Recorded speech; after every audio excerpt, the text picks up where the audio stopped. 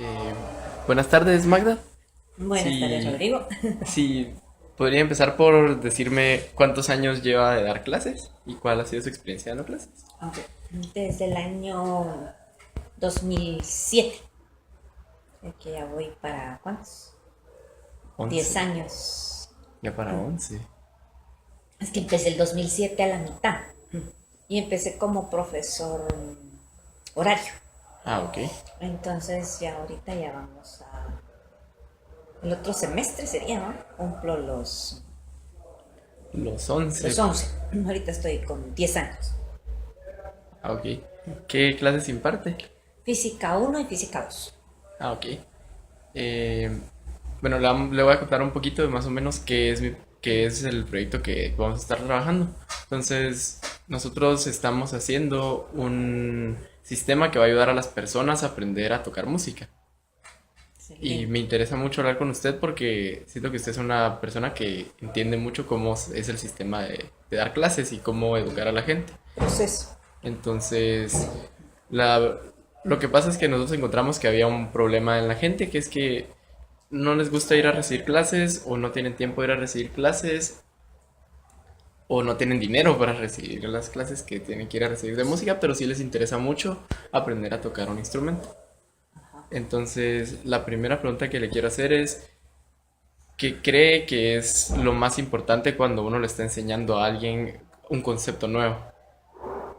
Para uno como profesor, Uno siendo un profesor. ¿qué es lo más importante transmitirle, digamos, al Sí, estudiante? correcto.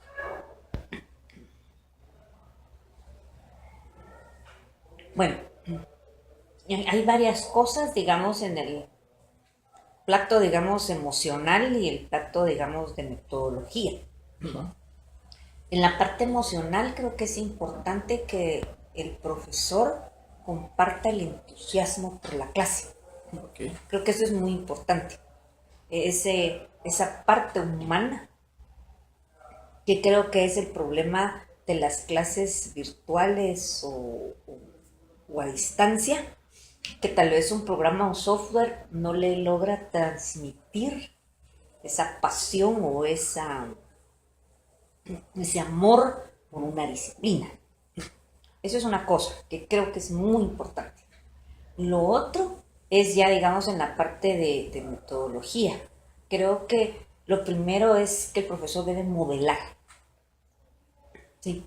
O el software o lo que sea, debe de explicarle al estudiante, digamos, como la base teórica o la base fundamental, pero luego tiene que modelar cómo aplicar esa parte conceptual. Por ejemplo, hablando de física, si yo le voy a enseñar,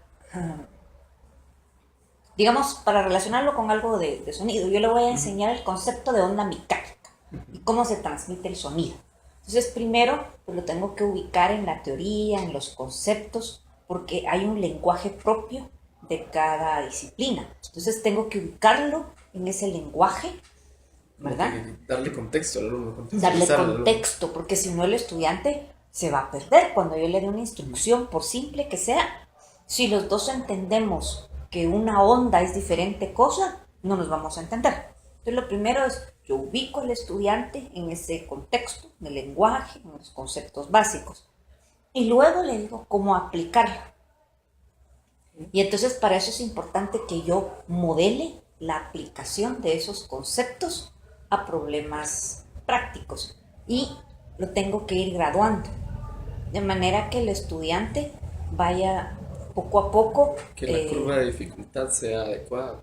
Exacto, no puedo empezarlo por lo más difícil, porque eso dependería que el estudiante tuviera una capacidad muy alta de abstracción para que llegue él solito, pero si no yo lo tengo que llevar de la mano e irlo guiando. Luego, él tiene que hacerlo con un poco de ayuda, ¿sí? Ujú.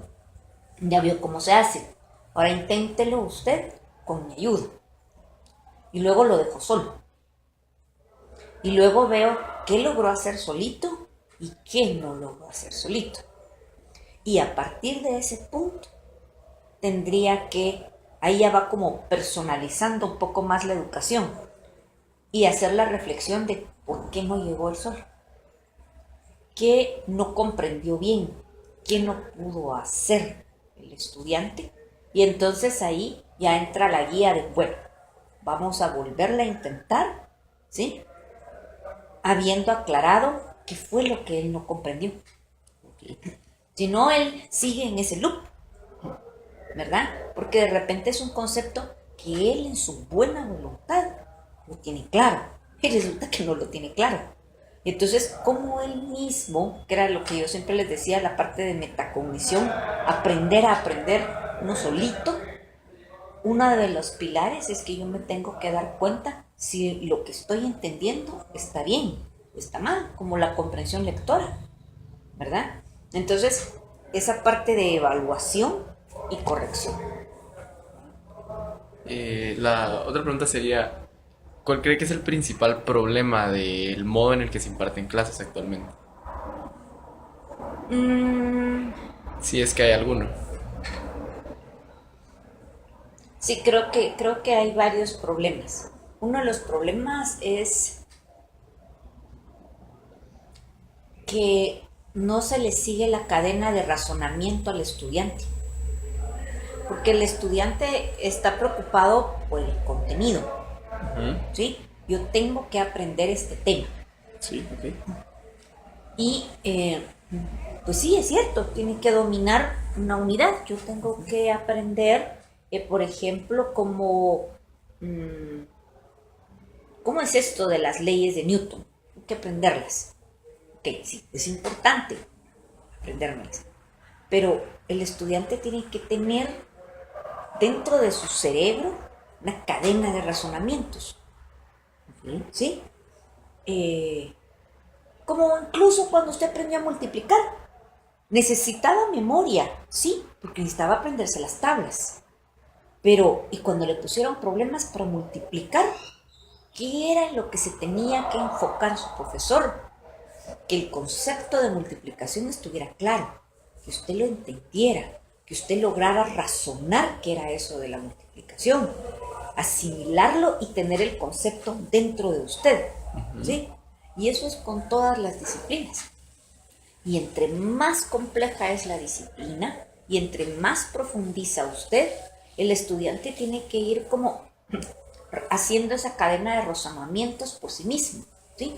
Y uno va creando dentro de su cerebro una especie como de andamiaje y de estructura, ¿sí? Entonces usted va, por ejemplo, y dice, esto ya lo entendí.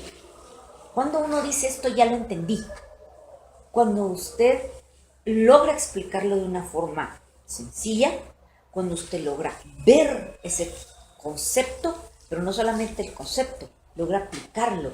Y usted, cuando alguien le dice, a ver, explícame lo que ya entendiste, uno tiende a dar chivos.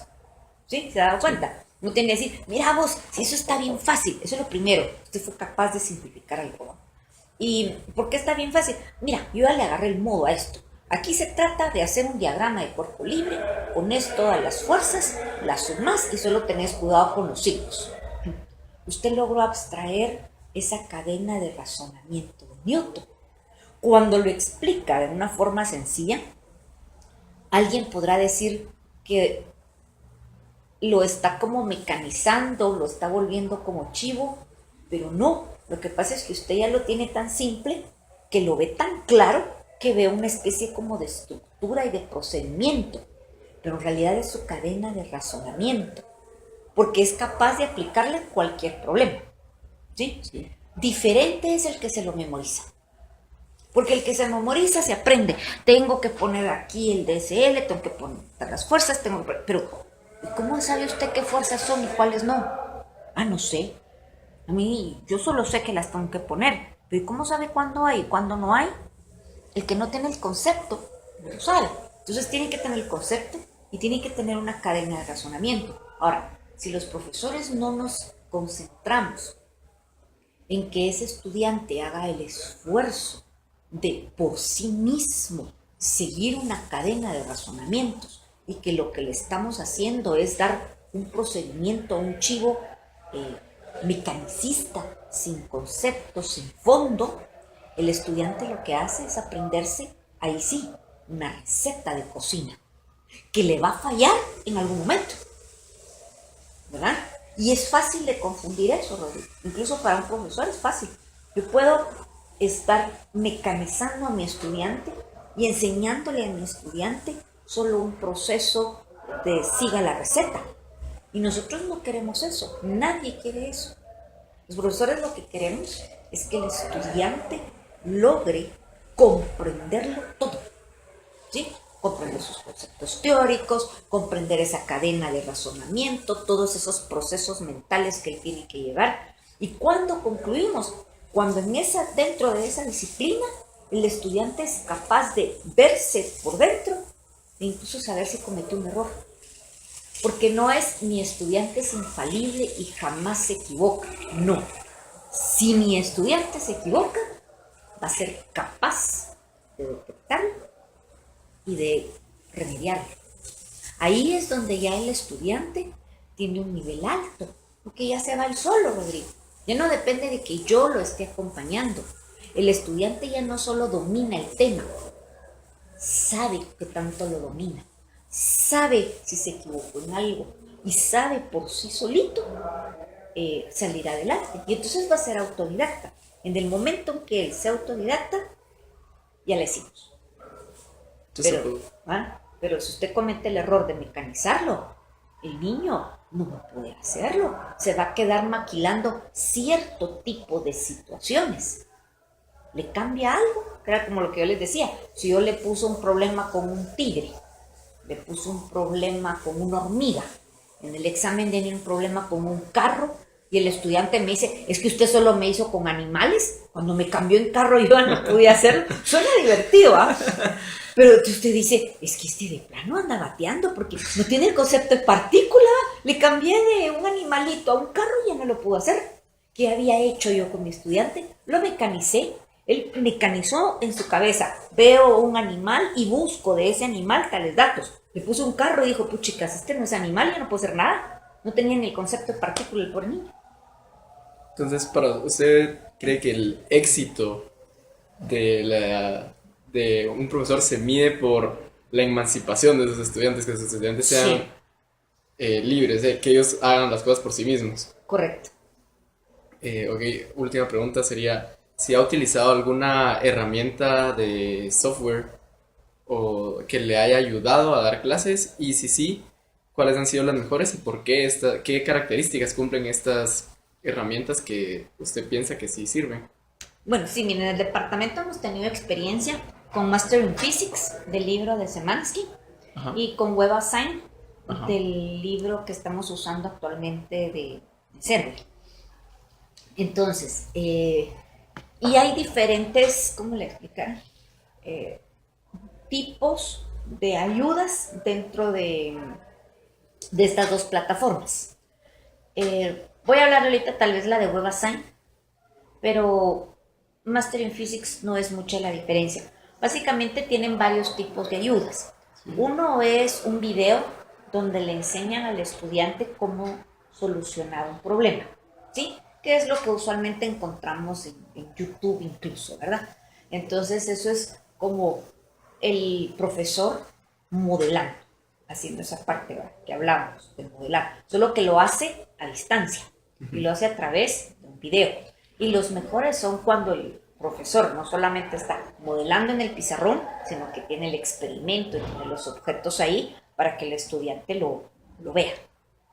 Después, el otro tipo de ayudas es un problema donde se lo llevan paso por paso. Viene el inciso de preguntas, el estudiante las va resolviendo, y cuando el estudiante no puede resolver una pregunta, entonces viene, apacha un botón, lo que sea, y el programa le lanza un tip para ubicar al estudiante, ¿sí? Por ejemplo, puede ser una pregunta, puede ser un recuerde tal cosa, puede ser ya leyó tal otra, como haciendo que el estudiante yo lo ubico, ¿sí? Sí. Dentro del problema, porque él no puede pasar de ahí, no puede hacer ese paso. Entonces, el tutorial, porque son tutoriales, se los lleva un poquito de la manita, pero sin necesidad que haya una persona explicándole todo. Aquí es el estudiante resolviéndolo con un mínimo de ayuda, ¿sí? La otra ayuda están solo los problemas ahí. El estudiante ve, por ejemplo, un applet o un simulador, y el simulador, pues uno le puede variar ciertas variables y el estudiante se pone a jugar él solito en el applet. Entonces, si es un péndulo, pues le varío el largo, le varío la masa y veo qué es lo que está pasando. Un tiro parabólico, le varío el ángulo, le varío el alcance, le varío la altura. No sé si recuerda que eso se los llevé yo a la clase. Y entonces el estudiante, es cierto, lo puede ver en vivo y a todo color, que tiene una riqueza. El venir yo al mediodía y lanzar una pelota y yo veo qué pasa con la pelota. La ventaja que tiene el applet en comparación a mi realidad es que esa realidad virtual yo le puedo decir, quiero ver el vector aceleración, lo que no voy a ver con una pelota, pues quiero ver el vector velocidad en X y el vector velocidad en Y. Me está descubriendo algo extra que yo no lo puedo ver en la realidad, porque yo en la realidad voy a ver la trayectoria de la pelota.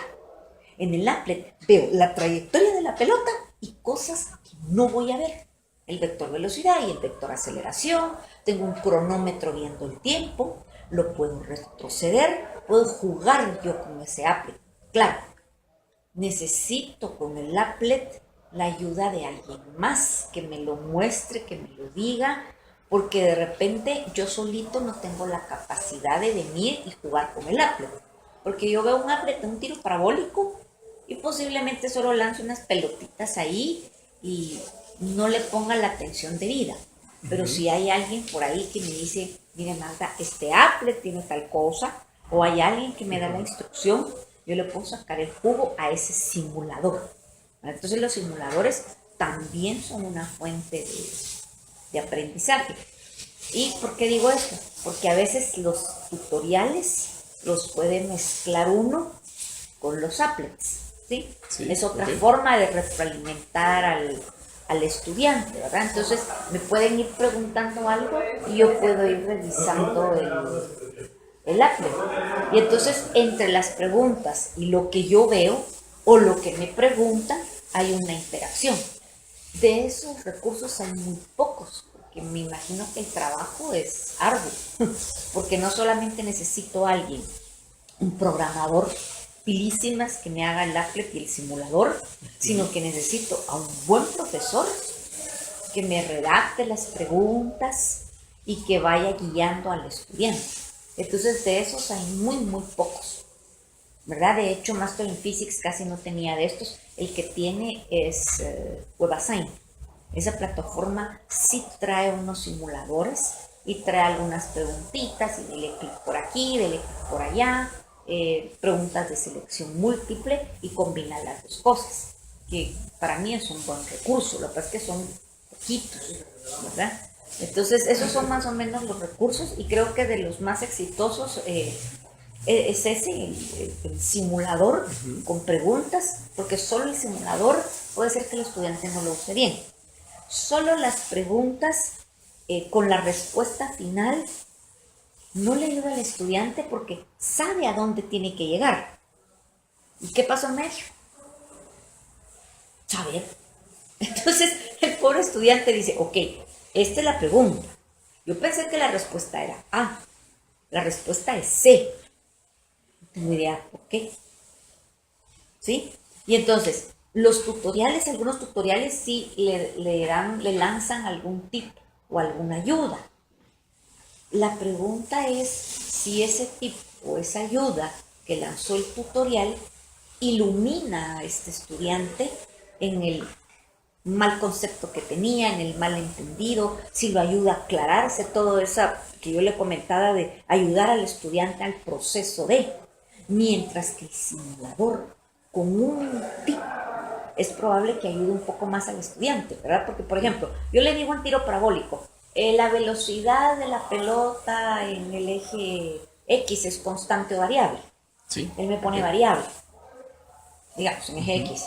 Y entonces, pues la sacó mala, dice que en X es constante. Entonces yo lo puedo retroalimentar con una respuesta y decirle, en el eje X No hay ninguna fuerza externa, por lo tanto la velocidad es constante. Según yo, todo está claro ahí. ¿Será que a mi estudiante le quedó claro eso? ¿Verdad? O lo pongo a jugar con un tiro parabólico y le digo, mire, métase a tal applet, ya lo vio, vea el vector velocidad en Y, cómo va, va aumentando, después va disminuyendo, ok, y en el vector en X, y lo mira y ve que en toda la trayectoria es el mismo. No es el mismo, ok, segunda pregunta, ¿por qué cree que es el mismo? Entonces voy, como le explicara, guiándolo en el proceso, más que si solo le doy la respuesta final, porque ni siquiera lo vio, no lo percibió, no se dio cuenta, mientras que con un simulador mezclado con preguntas bien hechas, yo puedo, tal vez no garantizar al 100%, pero digamos que estoy haciendo mi mejor esfuerzo por guiar al estudiante, no solamente a la respuesta correcta, estoy acompañándolo en todo el proceso. Ok. Me gustaría regresar a algo que dijo en esta última pregunta, que fue sobre cómo en la vida real, si usted lanza una pelota, la gente no puede ver ningún vector ni nada, mientras en el simulador se puede jugar con eso.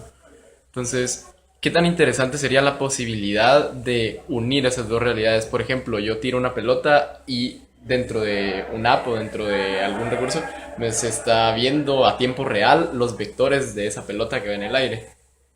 Y entonces, en el caso de nuestra app, esto se logra mediante retroalimentación a tiempo real con las teclas que presiona el estudiante. Entonces, ¿cómo cree que sería como recurso? Como que fuera un tracker, por decirle algo, o sea, con la pura pelota y que él pueda ver los vectores Sí, de la pelota cuando él la lanzó. en efecto, pero como en tiempo real. O sea, yo levanto mi teléfono, usted tira la pelota y se va viendo dentro de la... En su teléfono. En su teléfono yo miraría la pelota con los vectores, dice Sí, usted. Pero yo sí estoy levantando la pelota. Sí, pues tengo las dos realidades juntas. O sea, sí, tengo mi en efecto. realidad, digo, a todo color con la pelota Ajá. y tengo mi realidad virtual. Eso sería lo mejor. Porque estoy teniendo yo la experiencia kinestésica de tocar la pelota, de verla, ver las dimensiones, ver hasta dónde llegó. Y tengo en la parte virtual la ganancia que no vaya a tener. O sea, al final se junta, es un complemento. Y yo le diría que eso sería magnífico porque tendría yo las dos cosas. Esa es la idea de ustedes con los instrumentos musicales. Sí, nosotros lo que planeamos hacer es... eh, el primer problema que encontramos, como le había dicho anteriormente, era que era el problema económico y el del tiempo. Y nosotros lo que queríamos hacer es tener un teclado que sería hecho por nosotros con las teclas del piano y que se conecte directamente a la computadora. Y la computadora, mientras usted va aprendiendo a tocar el piano, le va dando retroalimentación sobre qué teclas tocó, qué también las tocó, en qué tiempo estaba y cómo le va yendo. Y esa es más o menos la idea que nosotros estamos manejando para enseñarle a la gente a tocar algún instrumento. ¿Sí Porque ves? no tiene la necesidad de ir a ningún lado. Y él vuelve otra vez a intentarlo en base a la Sí, retroalimentación inmediata. sí. Y el, nuestra meta es que la aplicación aprenda el nivel de habilidad del estudiante. O sea que si usted falla mucho, entonces la próxima lección que el software le dé sea más fácil. Y si usted es muy bueno, para que vaya conforme a su nivel y uno no se aburra de estar Sea haciendo más lo mismo, desafiante. sea más desafiante. Eso es lo mejor. De hecho, eso es lo que nosotros buscábamos. Nosotros era un software o un paquete en física que fuera capaz de decirle al estudiante, dados los problemas, no sé, X, Y, Z que usted hizo, Sí, sus fallos fueron en tal parte. Haga estos problemas. O sea, reforzar al estudiante donde él cometió un error. Lo que pasa es que lo menos a nivel de física, es bien difícil. Están tratando de hacerlo y que sea más personalizada la retroalimentación. Pero hasta ahorita, en mi forma de ver, no lo han logrado. Porque abstraer dónde se equivocó el estudiante Sí, eso es algo. es bien difícil, sobre todo si hizo solo 5 problemas, ¿va? Porque si me eché 20, de repente ya va a ser muy obvio, pero con 5 de repente no. Pero posiblemente a nivel de lo que ustedes quieren hacer sea más fácil de ver el problema del estudiante. Pero eso es para mí, esa es de las cosas más difíciles. ¿Dónde está fallando? Para dejarle ese nivel y reforzar esa parte. Sí, porque, por ejemplo, en la música, según yo entiendo, no sé si usted toca algún instrumento o ha tratado de tocar un instrumento. Según yo entiendo, yo tampoco toco ningún instrumento, pero las canciones están como que divididas en partes y cada parte de las canciones eh, se puede equivocar uno en algo específico Yo los y eso tiene un nombre. tiempos. O sea, Ajá. cada cosa en lo que uno se equivoca tiene un nombre. Yo me equivoqué al cambiar mi mano de aquí para acá, cosas así. Entonces, creo que eso es más fácil de entender qué concepto o qué habilidad está mal en el Ujú, estudiante. ujú. Sí, porque eso sería, es lo que se busca siempre, ¿verdad? ¿Cómo yo puedo? La realimentación hacia un estudiante tiene dos características que hacen que sea un éxito o un fracaso. Sí. La primera vez, ¿cómo le atiné yo a qué era lo que no estaba viendo? Porque el pobrecito está perdido en el tema. O sea, no sé si usted se ha dado cuenta, dependiendo de cómo usted domine o qué tanto domine usted un tema, Ujú. usted sabe dónde está perdido. Y a veces está tan perdido que no sabe Ni dónde está ni dónde está perdido. perdido, ¿va? Y dice, ¿qué sabe? Es que no sé ni qué no sé. ¿Y por qué no sabe que no sabe? Es que de plano no sabe nada, por eso es que el pobre anda bien perdido, ¿va? Se confundió tanto que no sabe. Mientras que cuando usted sabe un poco, o por lo menos cierta parte, usted sabe que sabe y sabe que no sabe. Ese estudiante está mejor que el otro, de alguna forma, ¿va? Entonces, cuando están muy perdidos, el que entra a batear es el maestro. No hay para dónde. Entonces, esa es una de las cosas más importantes. Señalarle al estudiante que necesita reforzar, ¿sí? Y la otra parte es que la realimentación tiene que ser inmediata, Rodrigo. Porque, ¿qué pasa cuando yo lo realimento después de su examen parcial? Bueno, igual ya lo perdí, Ya ¿para qué? perdí un montón chorro de puntos, ¿verdad? ¿Qué hubiera sido lo ideal? Que en el simulacro yo lo llamo y le digo, Rodrigo, siéntese. Aquí está su simulacro que hizo hoy. Su examen es en 8 días. Véngase. Corrijámoslo entre los dos, veamos en qué se equivocó, hacemos su nueva estrategia de estudio y cuando usted salga por esa puerta, Yo ya sé qué tengo que hacer para... usted ya sabe qué tiene que hacer para ganar su parcial. La realimentación estuvo a tiempo. Entonces, para mí esas son las dos cosas importantes. Orientarlo de realmente cuáles fueron sus errores y a tiempo. Si yo lo realimento en 8 o 10 días, ya que pasó el examen, usted ni atención le pone y dice, ahora, ¿para qué? Y esa es una ventaja que tiene la educación virtual, digamos, que aunque el profesor no esté ahí o esté no sé dónde, el estudiante está recibiendo la realimentación en el acto, en el momento, no dentro de 8 días, ya que pasó el concierto, ¿eh? Yo creo que eso es una ventaja. Ok, muchas gracias Magda por su tiempo. ¿Qué va, Rodrigo? Espero que le sea del todo.